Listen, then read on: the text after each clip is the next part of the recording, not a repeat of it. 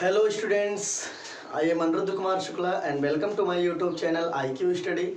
So students, without wasting time, let's start. Actually, today we are going to discuss about a topic of coordination compound. This is very important for 12th standard students. So students, listen to carefully. Actually बच्चों, मैं आपको बताना चाह रहा हूँ कि आज हम लोग लेक्चर 10 डिस्कस करेंगे और इस लेक्चर 10 में हम लोग डिस्कस करने चल रहे हैं कोऑर्डिनेशन कंपाउंड का जो नेक्स्ट टॉपिक है। कोऑर्डिनेशन कंपाउंड में हम लोग IUPAC सिस्टम का जो रूल्स है उसको हम लोग अच्छे से पहले पढ़ने चल रहे हैं। तो उसी रूल्स के बारे में कुछ तो ऐसे इंपॉर्टेंट लाइन है जो आपको बहुत याद करना है कोऑर्डिनेशन कंपाउंड में IUPAC के लिए। तो एक काम करिएगा, सबसे पहले आप भी हेडिंग लिखिएगा formulas of mononuclear coordination compound. आपको फार्मूला अगर बनाना हो बेटा मोनोन्यूक्लियर कोऑर्डिनेशन कंपाउंड की, या आप ऐसे बताइए कि formulas of mononuclear coordination entities. Mononuclear coordination entities का मतलब होता है बेटा कोऑर्डिनेशन कंपाउंड में स्क्वायर ब्रैकेट के अंदर में जो कंपोनेंट हैं, अंदर में सेंट्रल मेटल एटम और लिगेंड होते हैं, ठीक है। और स्क्वायर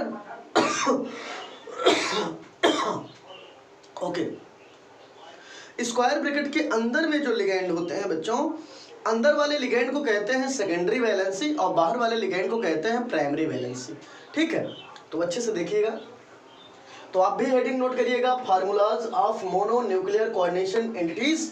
और अगर आपको वीडियो चलाते समय अगर आपको थोड़ा कम अपीयर होता है तो वीडियो क्वालिटी 480 तक कर लिया करिएगा आप, ठीक है। 480 पे करेंगे तो बहुत क्लियर चलेगा, ठीक है। तो ठीक है बच्चों, और वीडियो को नोट करते समय थोड़ा सा एक काम किया करो बेटा, वीडियो को पॉज कर लिया करो, थोड़ा सा हल्का जूम करके बढ़िया से लिख लिया करो।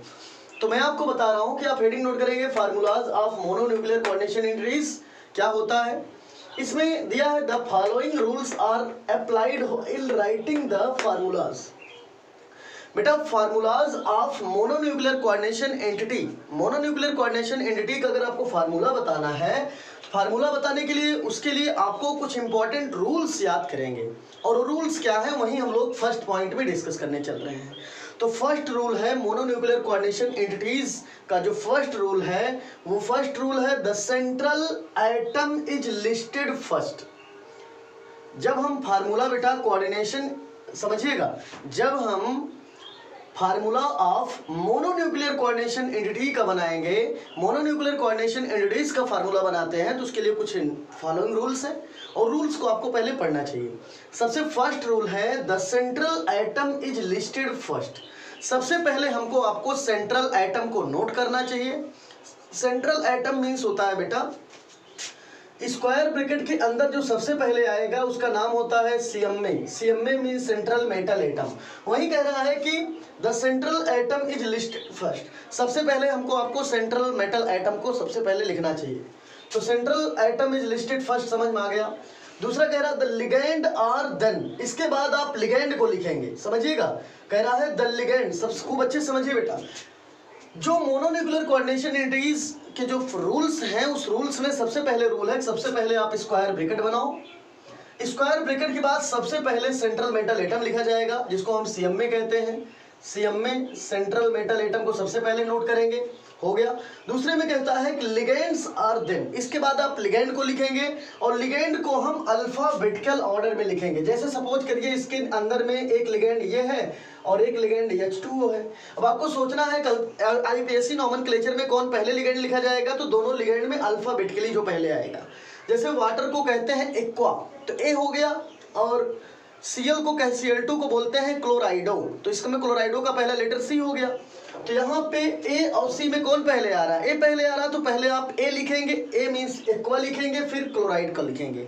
तो वही कह रहा है बेटा कि सेकंड नंबर पे आप लिगेंड लिखेंगे। स्क्वायर ऐसे कहता है सबसे पहले आप सेंट्रल मेटल एटम लिखो स्क्वायर ब्रैकेट के अंदर में, इसके बाद आप लिगेंड को लिखेंगे और लिगेंड को अल्फाबेटिकल ऑर्डर में अरेंज करेंगे, हो गया।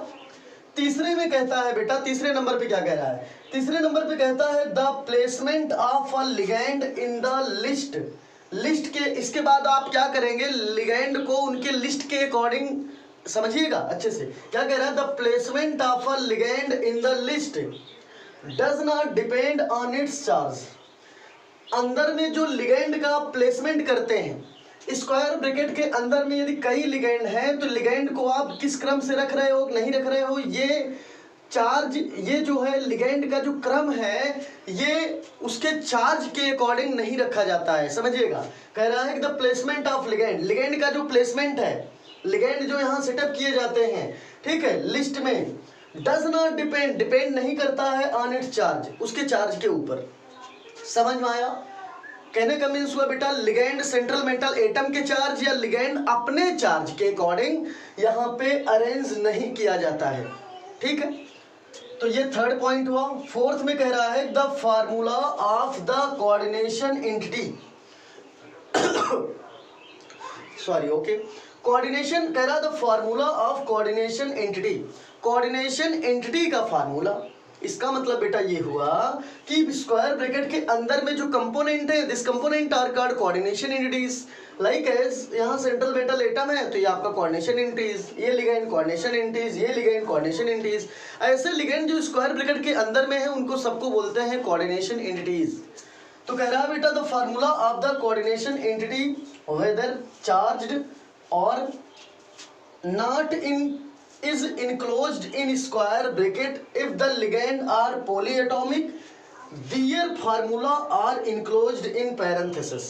बात समझिए बेटा, कह रहा है कि the formula of the coordination entity, coordination entity का जो हम फार्मूला बनाते हैं वेदर चार्ज्ड, समझ में आ रहा, वेदर चार्ज्ड और not is enclosed in square bracket. कोई जरूरी नहीं है जो मोनो एटॉमिक में है उनको हम ब्रैकेट के अंदर नहीं लिखते हैं। ऐसे लिगेंड जो मोनो एटॉमिक हो, मोनो एटॉमिक का मतलब जो अकेले आए हों, जैसे ओनली अगर H2O लिखा है तो इसको ब्रैकेट में नहीं लिखेंगे, लेकिन अगर H2O कई टाइम से पॉली एटॉमिक में है तो H2O का होल 4 है 4 कर दो, 5 है 5 कर दो।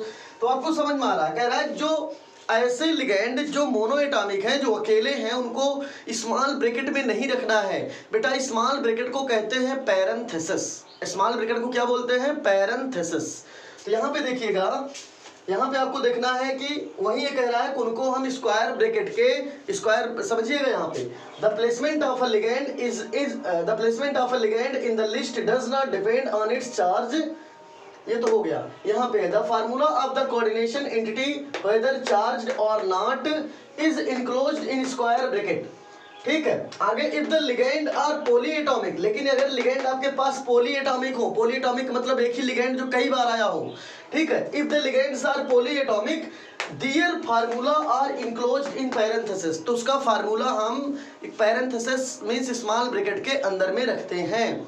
तो ये 4 रूल आपको मैंने लिखाया, आप जल्दी से वीडियो को पॉज करें और इसको नोट करें। इसके बाद हम चलते हैं 5 नंबर पे, जल्दी से नोट करें। ओके बच्चों, अब हम चलते हैं पॉइंट नंबर 6 पर। जैसे कि आप देख रहे हो हम लोग 6 पॉइंट को अच्छे से डिस्कस करते हैं, खूब अच्छे से डिस्कस करेंगे पॉइंट नंबर 6 को, सॉरी पॉइंट नंबर 5 को। अभी हमने जो रूल्स पढ़ना था, हम लोगों के द्वारा भी हम लोग जो है मिलके एक रूल पढ़ रहे थे, उसका नाम था, जैसे भी आप पढ़ रहे थे, formula for mono atomic coordination entities, ठीक है। तो formula for mono atomic coordination entities के लिए जो फार्मूला है उसमें आपको बहुत केयर करना है बेटा। फार्मूला जो है 5 नंबर फार्मूला, तो मैंने फार्मूला जो बनाया जाता था या बनाया जाता है, जो हम लोग फार्मूला बनाते हैं, तो ठीक है, मोनो एटॉमिक कोऑर्डिनेशन एंटिटीज के लिए, उसके लिए हमने 4 रूल डिस्कस किया। हम लोग 5 रूल पे चलते हैं। 5th रूल है बेटा, no space is kept between representation of ionic species within the formula. कहता है बेटा, जब हम, ध्यान सुनिएगा अच्छे से, जब हम कोऑर्डिनेशन, जब हम IUPAC नेम नोट करेंगे, अच्छे सुनिएगा, जब हम IUPAC नेम नोट करेंगे, या ऐसे सुनिए अच्छे से, जब हम कोऑर्डिनेशन कंपाउंड बनाते हैं तो जो हम नंबर ऑफ एटम लिखा जाता है, चाहे वो काउंटर आयन हो, चाहे वो हमारा लिगेंड हो, चाहे सेंट्रल मेटल एटम हो, उन सबके बीच में बहुत स्पेस नहीं दिखाना है, हमको उनको एकदम लगातार क्रम से नोट करना है, ठीक है। ये है, वही कह रहा है, नो स्पेस स्किप, कोई स्पेस नहीं देना है between representation of ionic species, ठीक है, विद इन द फार्मूला। जब हम फार्मूला बनाते हैं तो जो हमारे काउंटर आयन है, काउंटर आयन का मतलब आप भूल गए हो, ध्यान दीजिएगा, स्क्वायर ब्रैकेट के जो बाहर आता है, ये दोनों साइड, स्क्वायर ब्रैकेट के जो बाहर दोनों साइड आएंगे, इनको काउंटर आयन भी कहते हैं, और वैसे तो जो इधर का होता है ये लिगेंड होता है, जो इधर का होगा ये मेटल होता है। ज़्यादा करके जो स्क्वायर ब्रैकेट के पहले सबसे पहले जो आता है वो मेटल होगा, और जो मोस्टली वो मेटल अल्कलाइन अर्थ मेटल होते हैं, ठीक है। और अंदर में यहाँ सेंट्रल मेटल होगा, यहाँ लिगेंड होगा, ये लिगेंड सेकेंडरी वैलेंसी, ये लिगेंड प्राइमरी वैलेंसी, ये लिगेंड काउंटर है। सो आई होप आपको समझ में आ रहा होगा। कह रहा जब ये हम फार्मूला बनाएंगे तो इनके बीच में कोई ज़्यादा गैपिंग नहीं करेंगे, क्रम से हम लोग करेंगे, नो स्पेस, कोई स्पेस नहीं देना है। तो 5th नंबर आपको अच्छे समझ में आ गया होगा। हम लोग चलते हैं 6 नंबर पे। 6 नंबर पे कहता है when the formula of charge, कहता है जब हम फार्मूला बनाते हैं तो सेंट्रल मेटल एटम के द्वारा या लिगेंड के द्वारा कुछ न कुछ चार्ज कभी कभी ज़्यादा आ जाता है, कभी कभी कम हो जाता है, ठीक है। लिगेंड जब बैलेंस नहीं कर पाता है सेंट्रल मेटल एटम को, तो जो चार्ज ज़्यादा आ जाते हैं ऐसे चार्ज को हम लोग स्क्वायर ब्रैकेट के ऊपर नोट कर देते हैं। स्क्वायर ब्रैकेट के ऊपर राइट साइड पे स्क्वायर ब्रैकेट बना रहे हैं बेटा। जैसे देखो ये, जैसे सपोज करिए हम लोग, अभी मैं बताऊंगा, अभी मतलब सपोज करिए कोई कंपाउंड हमने लिखा, ये लिगेंड इस सेंट्रल मेटल एटम को बैलेंस नहीं कर पा रहा है, तो ठीक है, तो जो चार्ज होगा हम लोग, जो बचा चार्ज होगा, चाहे लिगेंड का ज़्यादा चार्ज होगा चाहे सेंट्रल मेटल एटम का, वो जो ज़्यादा चार्ज होगा उसको स्क्वायर ब्रैकेट के ऊपर नोट करेंगे, चाहे वो प्लस में होगा चाहे माइनस में होगा। जो चार्ज बढ़ेगा उसको हम ऊपर नोट कर देंगे। सो आई होप आपको ये समझ में आ रहा होगा। तो वही इस पॉइंट में बताया गया, इसको एक बार आप अच्छे से, मैं पढ़ दे रहा हूँ, मैंने आपको समझा दिया, मैं फिर से बता दे रहा हूँ 6 नंबर में क्या कहना। 6 नंबर में कहता है बेटा जब हम फार्मूला बनाते हैं तो सेंट्रल मेटल एटम या लिगेंड के द्वारा जो चार्ज ज़्यादा हो जाता है या जो चार्ज कम हो जाता है, अच्छा समझिए बेटा, सेंट्रल मेटल एटम या लिगेंड के द्वारा जो चार्ज ज़्यादा हो जाता है या जो चार्ज कम हो जाता है, उस चार्ज को हम लोग स्क्वायर ब्रैकेट के ऊपर नोट कर देते हैं और राइट साइड में स्क्वायर ब्रैकेट के ऊपर उस चार्ज को नोट करेंगे। जैसे 2 प्लस ज़्यादा हो रहा है तो मान लो कि सपोज करिए सेंट्रल मेटल एटम के ऊपर 4 प्लस है और लिगेंड के ऊपर 3 माइनस है, तो इसका मतलब 3 माइनस 4 प्लस में से 3 प्लस को बैलेंस करेगा, 1 प्लस बचा रह जाएगा। तो जो प्लस बचा रह जाएगा उसको स्क्वायर ब्रैकेट के ऊपर, या सपोज करिए 6 माइनस है और ये 4 प्लस है, तो 6 माइनस में 4 माइनस 4 प्लस से बैलेंस होगा, 2 माइनस बचेगा, और जो बचेगा वो स्क्वायर ब्रैकेट के ऊपर नोट कर लिया जाएगा। यही 6 नंबर पॉइंट में बताया जा रहा है। इस चीज़ को आप एक बार देख लीजिए। 6 नंबर में बेटा कह रहा है कि when the formula of a charge coordination entity is written without the formula of the counter ion, the charge is indicated outside of the square bracket. जो मैं बता रहा था, स्क्वायर ब्रैकेट के आउटर साइड में, बाहरी साइड में, ऊपर उसको राइट साइड में, उसको ऊपर साइड में, यहाँ राइट साइड में, बाहर स्क्वायर ब्रैकेट के आउटर साइड, ये स्क्वायर ब्रैकेट है, इसके आउटर साइड में, राइट साइड में, ठीक है, ऊपर हम चार्ज को नोट कर देते हैं। वही इसमें बताया गया। एक बार मैं 6 नंबर को फिर से मैं रिवाइज कर दे रहा हूँ।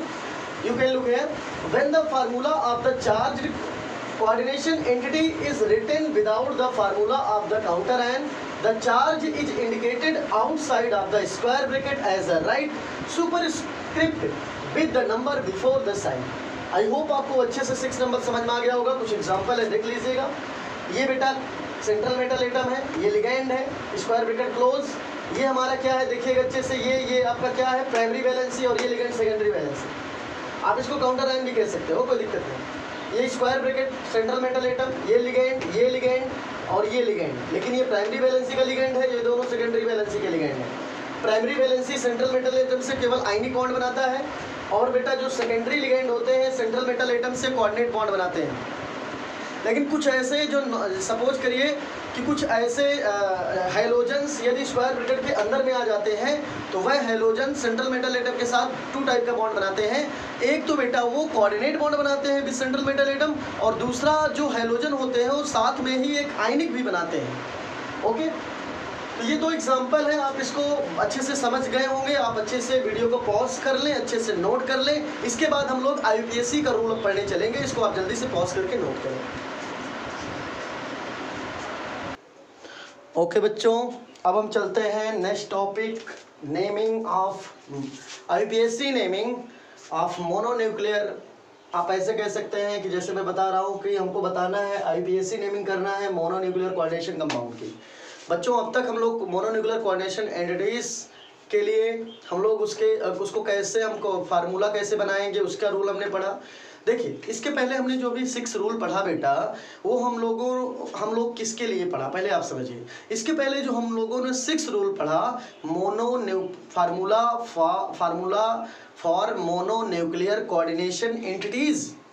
मोनोन्यूक्लियर कोऑर्डिनेशन एंटिटीज के लिए हम लोग कैसे फार्मूला बनाएंगे वो हमने देखा, लेकिन अब हम लोग उस फार्मूले को कैसे IUPAC नेमिंग करेंगे, जैसे कि mononuclear coordination formula for mononuclear formula of mononuclear coordination entities को हम लोग कैसे IUPAC नॉमेनक्लेचर करेंगे, उसका रूल पढ़ेंगे।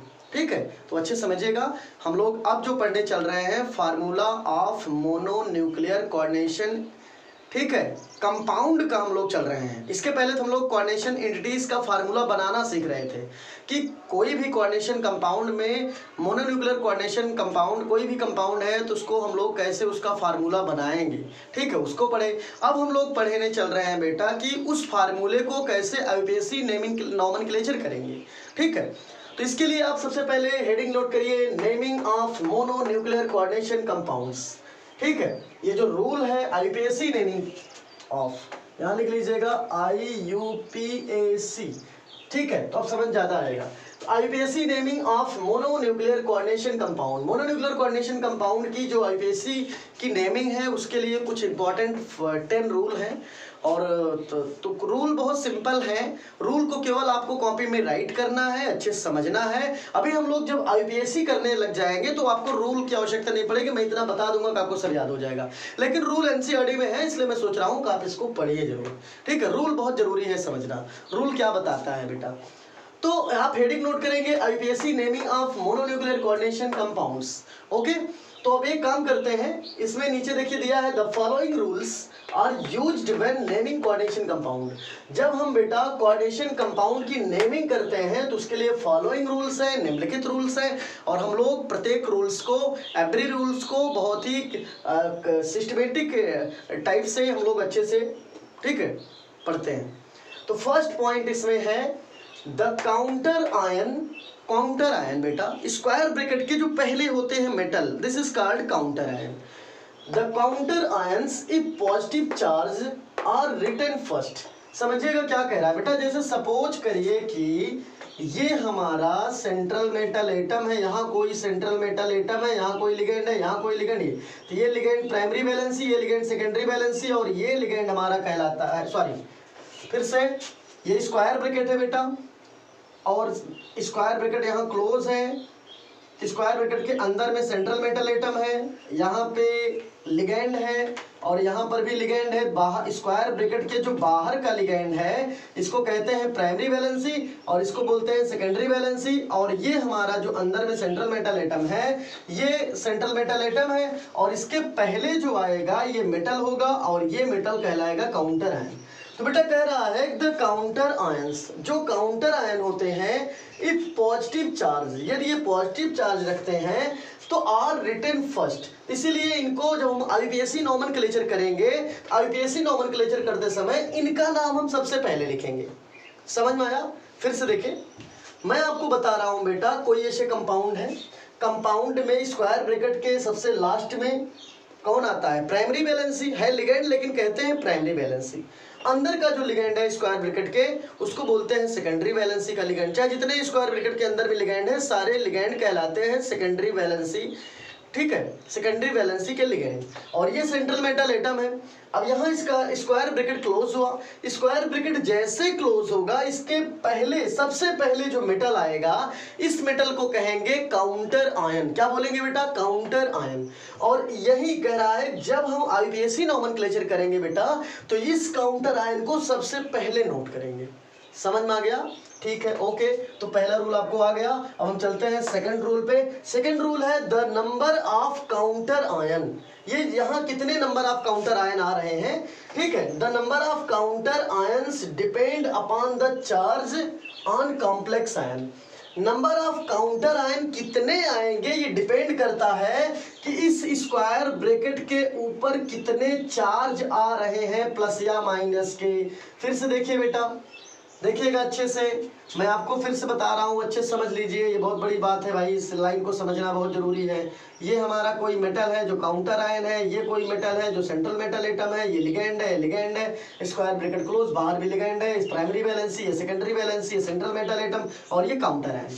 तो बेटा क्या कह रहा है, कह रहा है नंबर ऑफ काउंटर आयन। यदि यहाँ काउंटर आयन एक से ज्यादा आ जाए, जैसे अगर 1 पोटेशियम है तो एक काउंटर आयन, K2 हो गया तो 2 पोटेशियम हो गया, 2 पोटेशियम में काउंटर आयन जान लो 2 हो गया, 2 K हो गया तो 2 हो गया।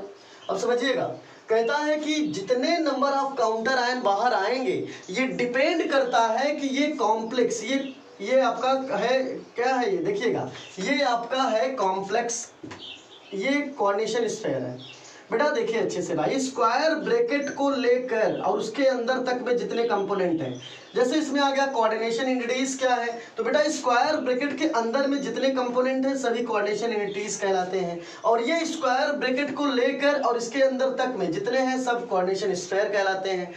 तो कहता है कि the number of counter ions, कितने नंबर ऑफ काउंटर बाहर आएंगे, जब हम फार्मूला बनाएंगे कितने नंबर ऑफ काउंटर आयन बाहर आएंगे, ये डिपेंड करेगा इस स्क्वायर ब्रैकेट के ऊपर चार्ज कितना है। ठीक है, इस चार्ज के अकॉर्डिंग यहाँ काउंटर आयन नोट किया जाएगा। तो ये सेकंड पॉइंट में हुआ। सेकंड पॉइंट में यही फिर से मैं रिपीट कर रहा हूँ, कह रहा है the number of counter ions depend upon the charge on complex ion. Complex ion means होता है बेटा स्क्वायर ब्रैकेट के ऊपर कितना चार्ज आ रहा है, वही कॉम्प्लेक्स आयन। ओके, तो ये हो गया। थर्ड नंबर पे है in coordination entity.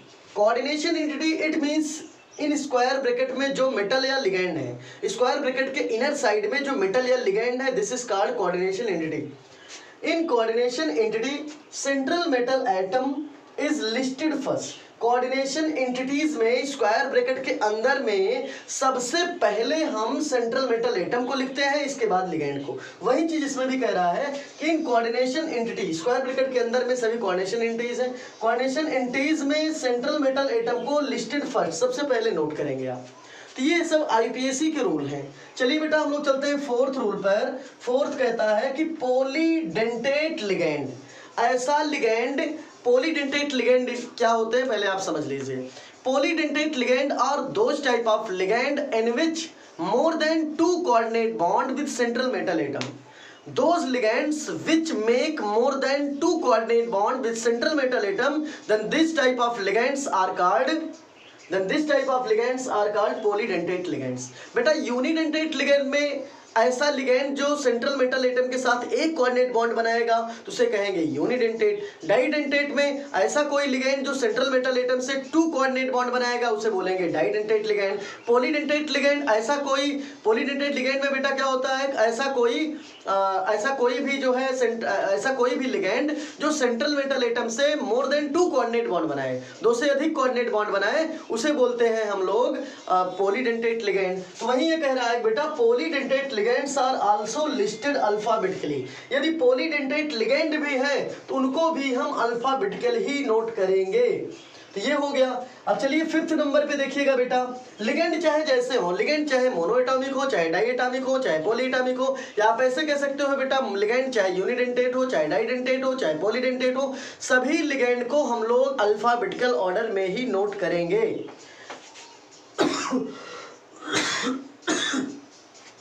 Okay, fifth number पे है बेटा ligands are listed in alphabetical order.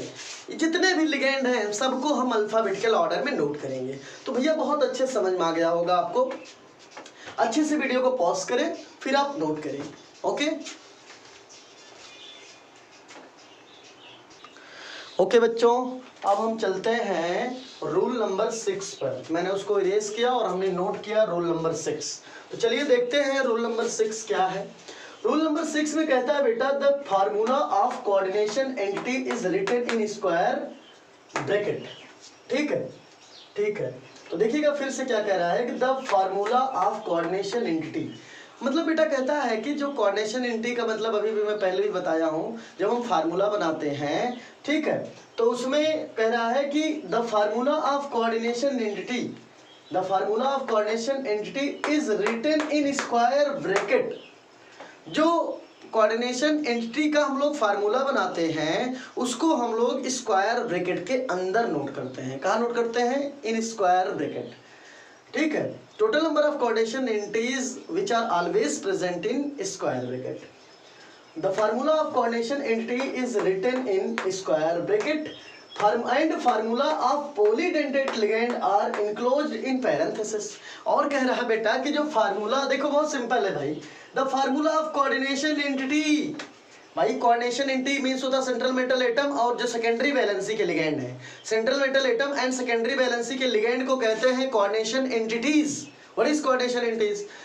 ठीक है, तो आप बताइए कि the total number of secondary valency of ligand and central metal atom which are present in square bracket ना।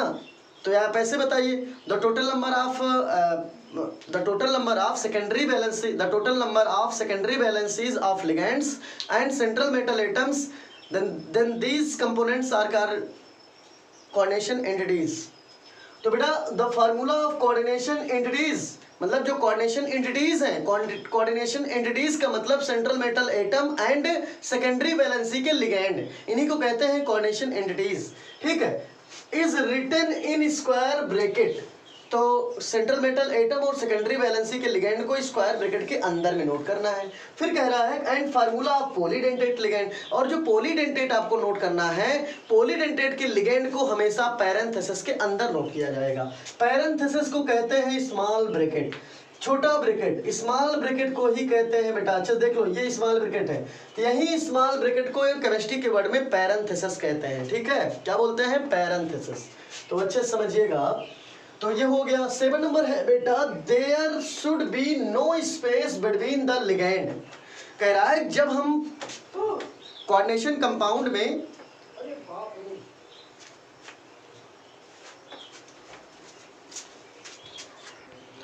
ओके बच्चों, तो हम ठीक है, थोड़ा सा कुछ प्रॉब्लम होने के कारण है, थोड़ा सा मैं एक बैग, ठीक है तो कोई बात नहीं, हम लोग चलते हैं। थोड़ा सा जो है बीच में मैं रुक गया 1 मिनट के लिए, उसके लिए मैं वीडियो 1 मिनट के लिए बंद करना पड़ा, मैं फिर शुरू कर रहा हूँ। तो मैं आपको बता रहा था बेटा there should be no space between the ligand. जब हम कोऑर्डिनेशन कंपाउंड बनाते हैं तो भाई लिगैंड को भी नोट करेंगे, सेंट्रल मेटल एटम है तो उसको भी नोट कर रहे हैं, काउंटर आयन है तो उसको भी नोट कर रहे हैं, प्राइमरी वैलेंसी उसको भी नोट कर रहे हैं। तो कहने का सेंस है बेटा कि there should be no space, हमें कोई स्पेस नहीं देना चाहिए बिटवीन द लिगैंड, लिगैंड के बीच में। जब हम कोऑर्डिनेशन कंपाउंड बनाएंगे तो उनके लिगैंड के बीच में हमें किसी प्रकार का कोई स्पेस नहीं देना है। सो आई होप 7 नंबर पॉइंट आपको क्लियर हो गया होगा। हम लोग चलते हैं पॉइंट नंबर 8 पर। पॉइंट नंबर 8 है बेटा charge on complex ion is shown at the top of square bracket. ठीक है, charge on complex ion, complex ion means होता है बेटा ये स्क्वायर ब्रैकेट के ऊपर जो हम चार्ज लगाते हैं प्लस माइनस का, इसी चार्ज को कहते हैं। जैसे कोऑर्डिनेशन ये कंपाउंड है, सपोज करिए कोई कोऑर्डिनेशन, ये देखिएगा सपोज करिए बेटा कोई ये कोऑर्डिनेशन कंपाउंड है, यहाँ लिगैंड है, यहाँ सेंट्रल मेटल एटम है, यहाँ काउंटर आयन है। ठीक है, काउंटर आयन कोई मेटल है और यहाँ कोई लिगैंड है। तो कहता है कि बेटा कि कभी भी सपोज करिए कभी भी अगर काउंटर आयन ना दिया हो तो ऐसे कंडीशन में सेंट्रल मेटल एटम और ये जो देखिएगा, सबसे सिंपल मैं आपको बताना चाह रहा हूँ, जैसे ये स्क्वायर ब्रैकेट है, स्क्वायर ब्रैकेट के टॉप पर राइट साइड पे यदि कोई चार्ज है, इतने को ही कहते हैं कॉम्प्लेक्स आयन। ठीक है, चार्ज ऑन कॉम्प्लेक्स आयन, इस कॉम्प्लेक्स आयन के ऊपर जो चार्ज है is shown at the top of the square bracket, उसको हमेशा हम स्क्वायर ब्रैकेट के टॉप पे शो करते हैं। तो देखिएगा ये स्क्वायर ब्रैकेट के टॉप यही है, यहीं पे हमेशा हम चार्ज शो करेंगे। ये स्क्वायर ब्रैकेट हम बनाएंगे और इसके टॉप पे जो भी चार्ज हमें शो करना है ऊपर शो करेंगे। तो आई होप आपको ये पॉइंट भी समझ में आ गया होगा। Charge on complex ion is shown at the top of the square bracket. So I hope आपको अच्छे से क्लियर हो गया होगा point number 8। Now we are going to discuss about point number 9। Okay, point number 9 है बेटा charge on cation is balanced by charge on anion. जो cation का चार्ज है वो बैलेंस होता है by charge on an ion. ठीक है, तो ये भी समझ में आ गया होगा। कह रहा बेटा charge on cation, cation means positive charge, anion means negative charge. Positive charge वाला जो कंपोनेंट है वो बैलेंस हो जाता है नेगेटिव चार्ज वाले कंपोनेंट से। So I hope 9 number point clear हुआ। 10 नंबर पॉइंट में है बेटा, 10 नंबर में प्रीफिक्सेस चलो भाई, अब हम कोऑर्डिनेशन कंपाउंड बनाएंगे तो उसमें भी प्रीफिक्स होते हैं। प्रीफिक्स कैसे हो सकते हैं, जैसे मोनो कह रहा ना, यहाँ पे देखिएगा प्रीफिक्सेस मोनो, डाई, ट्राई। जैसे यार कोई लिगेंड है, लिगेंड का होल ट्वाइस है तो उसका प्रीफिक्स डाई हो गया, समझिए। कोई होल थ्राई है तो ट्राई हो गया। तो उस केस में बता रहा है ये, कह रहा है प्रीफिक्सेस मोनो भी हो सकता है, जैसे केवल Cl है तो जान लो मोनो, उसको केवल जैसे केवल Cl है तो मोनो है, Cl2 है तो डाई है, Cl3 है तो ट्राई है। तो कह रहा है प्रीफिक्सेस मोनो भी हो सकता है, डाई या ट्राई या इस प्रकार एटसेट्रा, इस प्रकार से are used in indicate that number of the individual ligand. ये इंडिकेट करता है नंबर ऑफ इंडिविजुअल लिगेंड के बारे में in the coordination entity, coordination entity में। फिर आगे कह रहा बेटा कि when the names of ligands are numerical prefix, when the names of ligands are numerical prefix, यदि किसी प्रीफिक्स का नाम न्यूमेरिकल पे बेस हो, जैसे जैसे कहीं लिखा है इथेन 1,2-डाईएमीन, इथेन, इथेन, तो समझिए यहाँ पे तो ये कह रहा है कि when the names of ligand are numerical prefix, ठीक है, यदि न्यूमेरिकल प्रीफिक्स के फॉर्म में कोई लिगेंड का नाम है, देन द टर्म्स, तब उसमें हम क्या करेंगे, जैसे ईएन है तो ईएन न्यूमेरिकल, ईएन का नेम जो है वो न्यूमेरिकल, जैसे ईएन है बेटा तो ईएन एक लिगेंड है, ईएन का फुल नेम है इथेन 1,2-डाईएमीन। अभी मैं बाद में आपको बताया भी हूँ, बताऊंगा भी, नहीं बताया हूँ बताऊंगा, परेशान नहीं होंगे। लिगेंड वैसे मैं लिखा चुका हूँ तो आपको मालूम होगा, नहीं लिखाया हूँ तो अभी मैं लिखाऊंगा आपको। तो बेटा यहाँ ये समझना है आपको, कह रहा है कि ऐसे लिगेंड जो न्यूमेरिकल प्रीफिक्स नहीं है उनको हम सिंपल लिख सकते हैं, चाहे मोनो है तो मोनो लिखो, डाई है तो डाई लिखो, ट्राई है तो ट्राई लिखो।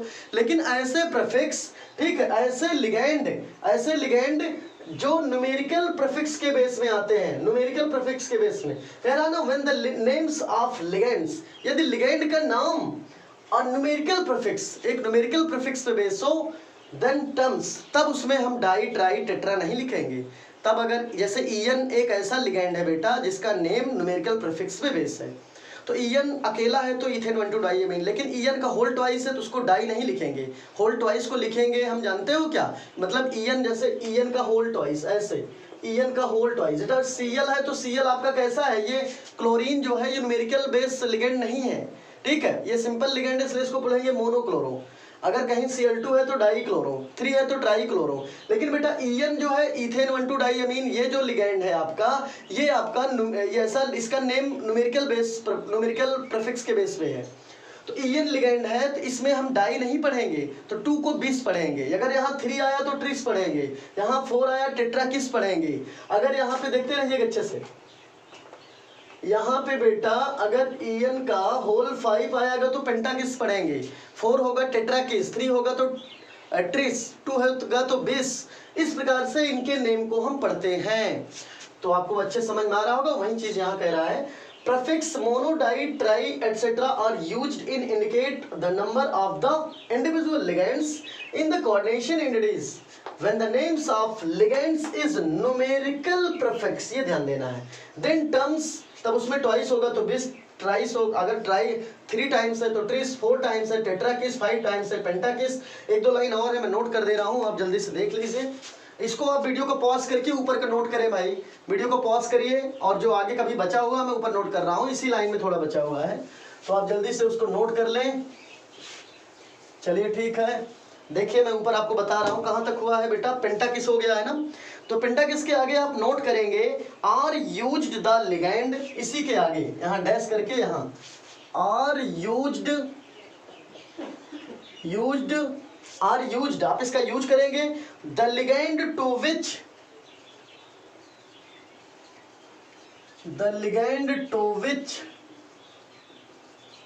नोट करते रहें, the ligand to which they refer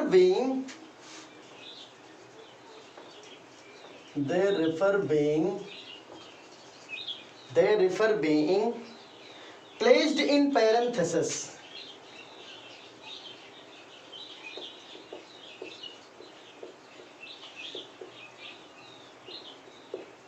ठीक है। मोनोडाई कह रहा है जैसे कुछ ऐसे लिगैंड जिनका नेम न्यूमेरिकल बेस पे हो, न्यूमेरिकल प्रीफिक्स के फॉर्म में हो, तो वैसे लिगैंड को अगर 2 टाइम्स आए हैं, जैसे होल ट्वाइस है तो उसको बिस पढ़ेंगे, 3 टाइम्स है तो ट्रिस पढ़ेंगे, 4 टाइम्स है टेट्राकिस पढ़ेंगे, 5 टाइम्स है पेंटाकिस पढ़ेंगे। इस प्रकार से हम उनको नोट करेंगे। और आगे कह रहा है कि आगे उनको हम यूज करेंगे। आगे कह रहा है the ligand to which the refer being placed in इस पैरेंथेसिस, और उनको हम पैरेंथेसिस में प्लेस करेंगे। पैरेंथेसिस मींस उनको स्क्वायर ब्रैकेट के अंदर नोट करेंगे।